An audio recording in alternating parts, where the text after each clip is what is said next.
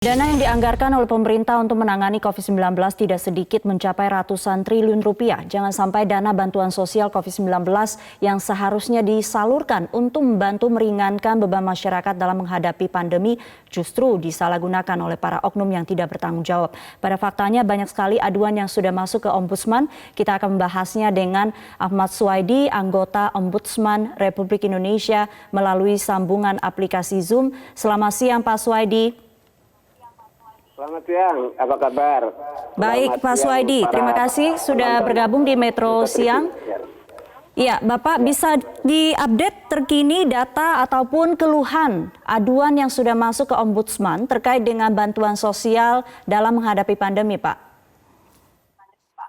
Ya, jadi kita kan membuka posko COVID-19 itu sejak 1,5 atau 2 bulan yang lalu karena banyak keluhan. Dan posko ini khusus untuk yang darurat, jadi sifatnya darurat. Kalau yang nanti ada pengaduan yang sifatnya non darurat akan kita masukkan ke reguler ya. Jadi ini yang benar-benar darurat. Yang darurat itu kira-kira bagaimana membantu orang bisa makan, kira-kira kasarnya begitu. Jadi kalau saya sebut nanti laporan ini tidak keseluruhan laporan kepada ombudsman, tapi khusus tentang yang bersifat darurat. Nah ini sudah tahap ketiga rekapitulasi sampai minggu kemarin itu khusus yang bansos ya itu mencapai 1.300-an dari seluruh Indonesia dan yang paling tinggi adalah Banten dan Papua. Nah ini kan kalau saya perhatikan dari proses itu memang ada kalau yang tahap pertama itu masalah yang terbesar adalah soal pendataan. Nah itu bisa dimaklumi karena data itu kan berproses ya. Nah pemerintah melakukan pendataan itu tiba-tiba meledak itu ya akibat dari COVID ini. Tetapi kemudian pendataan sudah mulai. Data ini artinya yang layak menerima bantuan tidak terdaftar atau sudah tidak terdaftar tapi tidak menerima bantuan atau seperti apa Pak Suwaidi? Ya ada beberapa ya yang waktu itu. Yang pertama pemerintah sudah punya data sebelumnya. Misalnya PKH ya sebenarnya data yang dipunyai pemerintah itu bisa 2 kali lipat dari kemampuan anggaran yang diberikan. Jadi masih ada data daftar dari penerima PHK yang belum dapat alokasi. Sehingga ketika COVID mereka segera dimasukkan menjadi alokasi, tetapi sebenarnya bukan hanya mereka, kan korban dan terdampak dari COVID itu kan bertambah terus. Ada yang dari kaki 5, ada yang bekerja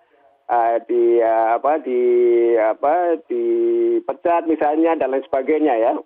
Jadi data itu seperti bertambah terus. Jadi yang pertama itu masalah data. Sekarang sudah mulai ada perbaikan karena pendataan itu sambil jalan.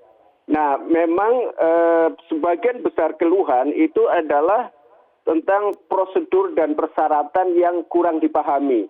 Dari sisi pemerintah mengatakan bahwa kami sudah semuanya menjelaskan apa. Tapi kan apakah penjelasan itu bisa diterima oleh masyarakat apa tidak gitu. Jadi masyarakat menganggap bahwa penjelasan itu tidak begitu terpahami. Yang kedua misalnya terdaftar tapi tidak dapat bantuan. Itu yang pertama itu ada 81,5%. Jadi tinggi sekali masyarakat yang tidak paham gitu ya. Yang kedua sampai 2,80%. Jadi yang paling maaf saya salah baca.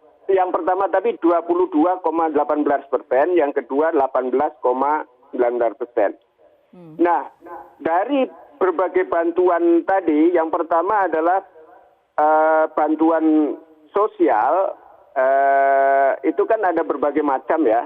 Ada paket sembako itu 57,8%, ada PKH itu ada 2,50%, ada kartu pekerja itu ada 1,9%, ada BLT ya 13,44%, BLT dana desa. Jadi ada PLT dana desa juga yang 22,8%, dan PLN. PLN ini juga yang program bantuan sosial. Jadi ada PLN yang reguler, ada PLN bantuan sosial. Artinya apa? Bahwa masih ada masalah yang belum sampai kepada mereka yang berhak gitu. Seperti dikatakan oleh Mensos tadi. Baik. Ya. Tetapi masukan-masukan ini sudah disampaikan ya ke kementerian ataupun lembaga terkait ya? Ya, jadi kami setiap minggu bertemu secara bergilir dengan kementerian ya untuk mengklarifikasi gitu kira-kira. Baik. Dan perlu diketahui tadi ada beberapa ya, misalnya yang intimidasi ya, itu terjadi intimidasi dan itu kita fasilitasi karena memang di Ombudsman itu kalau tidak ada disclaimer bahwa namanya tidak disebut, maka kami sebut namanya dalam klarifikasi dengan pemerintah daerah. Kecuali itu yang mengancam jiwa. Jadi ada terjadi di Banjarnegara di mana pengelapor yang perempuan ini diintimidasi lah kira-kira oleh bupati dan stafnya. Tapi kemudian kita klarifikasi. Baik. Jadi perlu dilindungi juga Pak pelapor ini supaya masyarakat tidak takut untuk melapor jika menemukan adanya penyelewengan di lapangan. Terima kasih Pak Ahmad Suwaidi, anggota Ombudsman, sudah berbagi bersama kami di Metro Siang.